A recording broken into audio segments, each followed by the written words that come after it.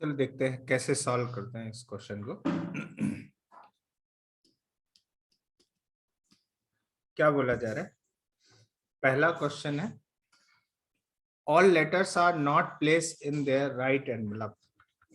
तो देखो n envelopes हैं, envelope number 1, envelope number 2, envelope number 3, envelope number 4 dot dot dot, envelope number n, and we have corresponding letters L1, L2, L3, L4 dot dot dot Ln।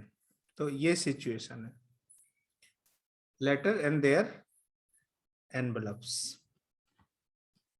ठीक है, तो पहला question क्या है कि all letters are not place in their right envelope. तो सारे letter अपने एनवलप में हो, ये ऐसा इकलौता केस होगा, एक ही केस होगा बस, इसके अलावा और कुछ नहीं होगा। इसके अलावा कुछ भी सफलिंग करेंगे तो फिर ये डिफरेंट ही हो जाएगा। और इनफैक्ट एनवलप को एनवलप में लेटर्स को यदि हम सफल करें, जिस तरह से क्वेश्चन फ्रेम किया गया है उस तरह से n ऑफ s की बात करें, n of s that is n factorial हो जाएगा। देखो ध्यान से, क्या ये बात समझ आ रही है कि n एनवलप है, उनमें लेटर्स को सफल करना है, तो उनको सफल करने का नंबर ऑफ वेज कितना हो जाएगा? n फैक्टोरियल वेज हो जाएगा। ठीक है, अब देखो यहाँ पे एक ही केस है जिसमें कि सारे लेटर अपने एनवलप में हैं, तो उसकी प्रोबेबिलिटी कितनी हो जाएगी? प्रोबेबिलिटी ऑफ फर्स्ट इवेंट कितना हो जाएगा? All letters are not place in their right envelope. तो इसको ऐसे लिख सकते हैं क्या, इसकी जो पहले का जो आंसर आ जाएगा कि that is equal to 1 minus probability of all in right envelope.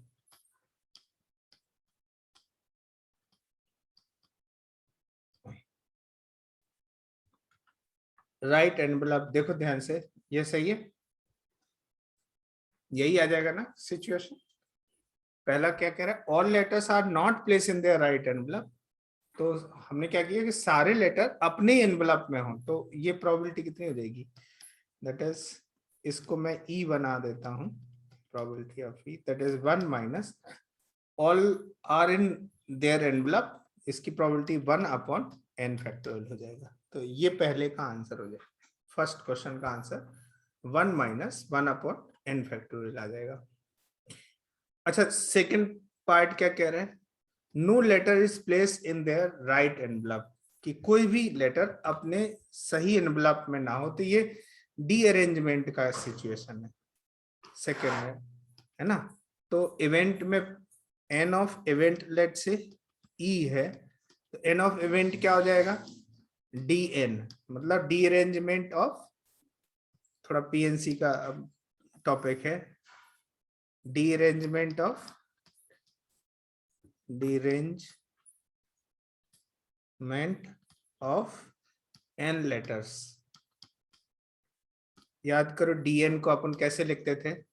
dn is n factorial 1 minus 1 upon 1 factorial plus 1 upon 2 factorial minus 1 upon 3 factorial plus 1 upon 4 factorial minus and so on is that, और minus 1 की power n upon n factorial, ऐसा होता था, याद करो डीअरेंजमेंट। तो n of e second part का number of element in the event, all letter are not place in their right envelope, ये n ऑफ e आ जाएगा। तो प्रोबेबिलिटी कितनी हो जाएगी? Probability of this event, probability of e must be equal to dn upon n factorial. तो देखो ये n फैक्टोरियल कट हो जाएगा, and that is 1 minus 1 upon 1 factorial plus 1 upon 2 factorial minus 1 upon 3 factorial plus 1 upon 4 factorial minus and so on, and the last one minus 1 की power n upon n factorial.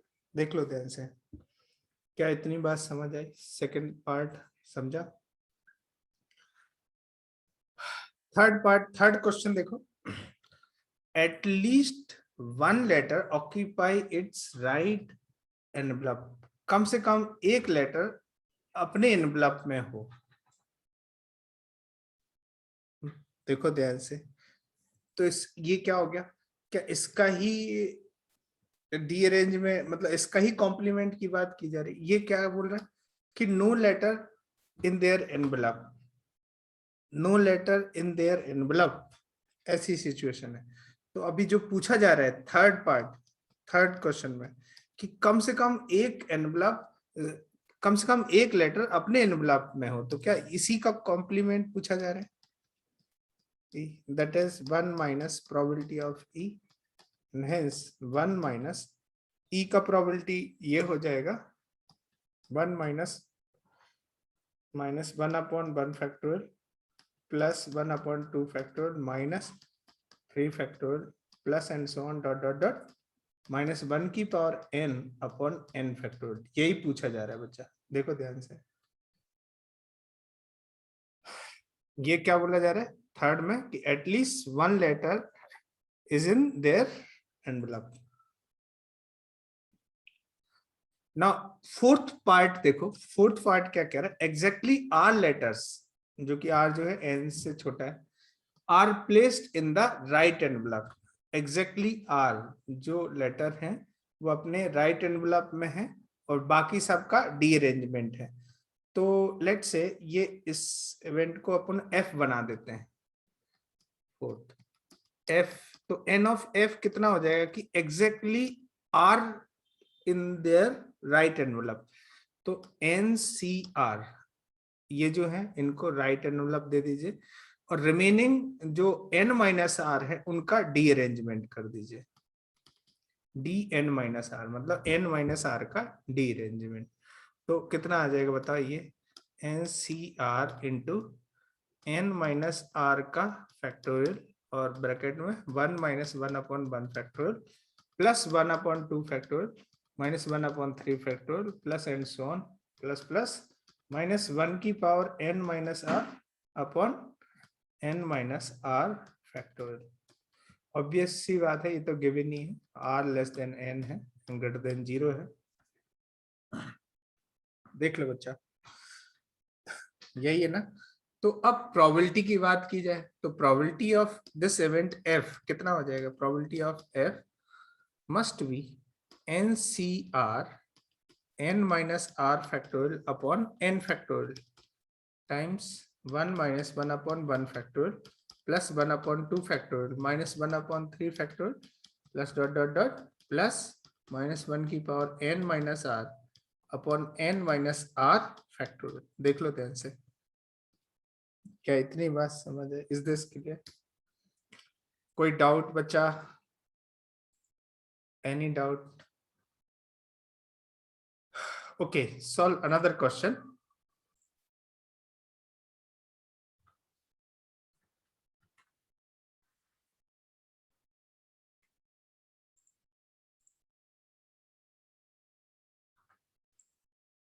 Solve करो, solve this question.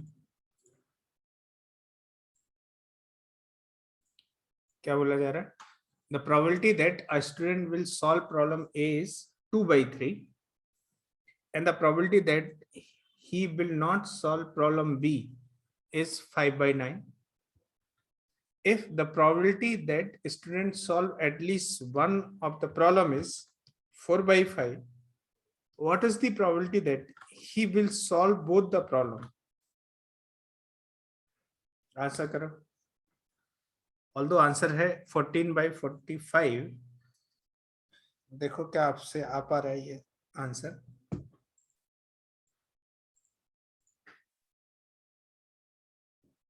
देखो कैसे solve करेंगे इस question को, solve करने का तरीका क्या होगा ये देख लेते हैं। सैंपल स्पेस बना देते हैं यहाँ पे, लेट्स से सैंपल स्पेस है और इस पे दो इवेंट हैं, ये ए प्रॉब्लम है और ये बी प्रॉब्लम है, and this is sample space S. ठीक है, तो प्रॉब्लम ए को सॉल्व करने की प्रोबेबिलिटी ऑफ ए प्रॉब्लम को सॉल्व करें, इसकी प्रोबेबिलिटी है 2/3 और बी प्रॉब्लम को ना सॉल्व करने की प्रोबेबिलिटी B complement is 5/9. तो probability of B solving is 4/9 हो जाएगा, 4/9 हो जाएगा, ठीक है. If the probability that student will solve at least one of the problem is 4/5, मतलब at least one का मतलब probability of A union B, ये given है 4/5. तो what will be the probability that he will solve both the problem? तो simple सी बात है, formula लगा देना है. P of A union B is equal to probability of A plus probability of B minus probability of A intersection B. तो क्या पूछा जा रहा है? पूछा जा रहा है कि ये वाला केस पूछा जा रहा है. Probability, what is the probability that he will solve both the problems, मतलब ये पूछा जा रहा है, इसका आंसर निकालना. तो ये ऑलरेडी गिवन है तो सीधा आंसर आ जाएगा, फॉर्मूला लगा के आ जाएगा. तो आंसर क्या आएगा बताओ? Probability of A union B is 4/5 is equal to 2/3 plus 4/9 minus probability of A intersection B.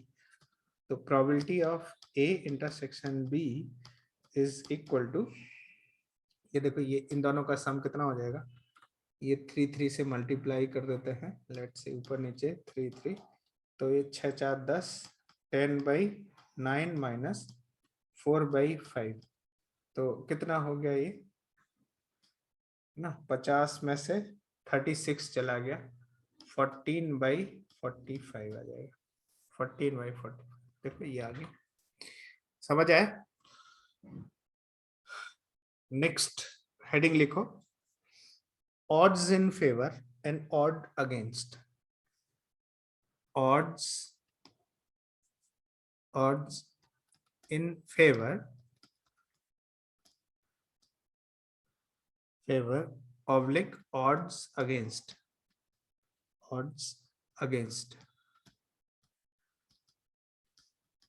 है ना. प्रोबेबिलिटी में कई बार ये टर्मिनोलॉजी देखने को मिल जाती है, तो इनका मीनिंग क्या होता है ये समझते हैं अब, ठीक है. और समझने के लिए एक थोड़ा सा मतलब एक एग्जांपल ले लेते हैं. हाँ, एक क्लास है, लेट्स से क्लास, उसमें नंबर ऑफ स्टूडेंट है, नंबर ऑफ स्टूडेंट्स हैं, लेट्स से 30 बना देते हैं, 30 स्टूडेंट्स हैं. और क्लास में कोई एक टॉपिक डिस्कशन हो रहा है, इश्यू हो रहा है, मतलब कोई पर्टिकुलर टॉपिक है जिसपे वोटिंग चल रही है बच्चों की, या लेट्स से मॉनिटर की का डिस्कशन है कि कोई पर्टिकुलर स्टूडेंट है उसको मॉनिटर बनाना है या नहीं बनाना है, ठीक है. सो लेट्स से वो इश्यू जो डिस्कशन है वोटिंग में, वोटिंग हो रही है, उसमें मॉनिटर के फेवर में, पर्टिकुलर ए स्टूडेंट के फेवर में, कुछ वोट पड़ते हैं फेवर में, और बाकी सब जो नहीं पढ़े तो वो अगेंस्ट ही माने जाएंगे, ठीक है. तो लेट्स से आउट ऑफ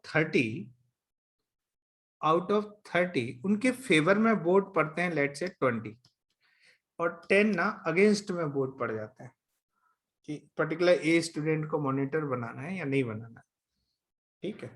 तो इसमें ये जो टर्मिनोलॉजी है, पहली टर्मिनोलॉजी ऑड्स इन फेवर, ऐसी वर्ड आएगा, ऑड्स इन फेवर ऑफ ए, है ना, ऐसे टर्मिनोलॉजी आएगा, ऑड्स इन फेवर ऑफ ए, ऐसा आएगा, बिल्कुल डिट्टो ऐसा लिख के आएगा पर्टिकुलर इवेंट के बारे में. तो ये होता है फेवर, मतलब 20/अगेंस्ट, ये रेशियो फेवर अपॉन अगेंस्ट का रेशियो है, ये ऑड्स इन फेवर ऑफ ए ऐसा आ जाएगा. तो फेवर में 20 है, अगेंस्ट में 10 है, तो 20/10 हो गया. तो ऑड्स इन फेवर कितना हो गया, इसमें 2 आ गया बाय द वे, ठीक है. और नेक्स्ट है ऑड्स अगेंस्ट ए, ऑड्स अगेंस्ट ए, ये भी सिमिलर टर्मिनोलॉजी है. इसमें ये ना थोड़ा रिवर्स रहता है, 10/20, मतलब अगेंस्ट अपॉन फेवर, तो ये कितना हो जाएगा 1/2 ऐसा है। ठीक है, समझ आया? तो इसको डिफाइन कैसे करते हैं, बाय द वे थोड़ा डिफाइन कर देते हैं। कंसीडर, डिफाइन कैसे करते हैं, consider m plus n equally likely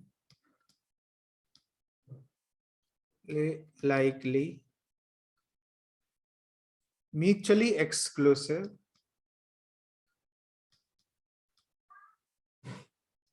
exclusive and exhaustive cases. M cases are favored. M cases are favorable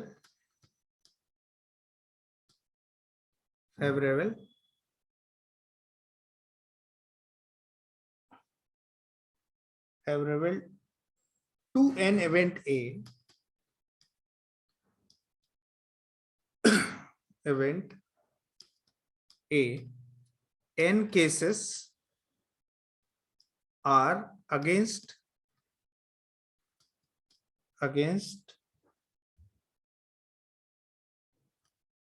to event A. अच्छा, M फेवरेबल है, N अगेंस्ट है, तो पहली जो टर्मोलॉजी है M/N, इसको बोलते हैं odds in favor of A, odds in favor of A, and N/M इसको बोलेंगे odds against। और समझ आए? तो ये सिचुएशन है, इस तरह से आप लिख लीजिए फटाफट। अब देखो ये कैसे हेल्प करती है प्रोबेबिलिटी में, odds in favour and odds against. तो अब इसमें कुछ क्वेश्चन आते हैं, जैसे कि कोई बताए कि बताओ प्रोबेबिलिटी ऑफ विनिंग ए के विन होने की प्रोबेबिलिटी कितनी हो जाएगी। तो आप क्या कहोगे, सर ये 20 तो फेवर में ना और 10 अगेंस्ट है, तो क्या लिखेंगे 20/20 + 10, क्योंकि एग्जॉस्टिव पूरा केस हो गया 20 एंड ये एग्जॉस्टिव सेट हो गया, तो ये कितना हो जाएगा 2/3 आ जाएगा। इस तरह से प्रोबेबिलिटी ऑफ ए लूज होने की प्रोबेबिलिटी कितनी हो जाएगी, तो अगेंस्ट वाला 10/20 + 10 मतलब 1/3 आ जाएगा ये, इस तरह से। समझ आए? तो यहाँ पे सेम सिचुएशन, यहाँ पे यदि जनरल देखें, प्रोबेबिलिटी ऑफ ए के हैपन होने की प्रोबेबिलिटी कितनी हो जाएगी, M/M + N आ जाएगी। और probability of A not happen, A के कॉम्प्लीमेंट ए के अगेंस्ट में है ना, तो ये कितना हो जाएगा N/N + M। Note down this.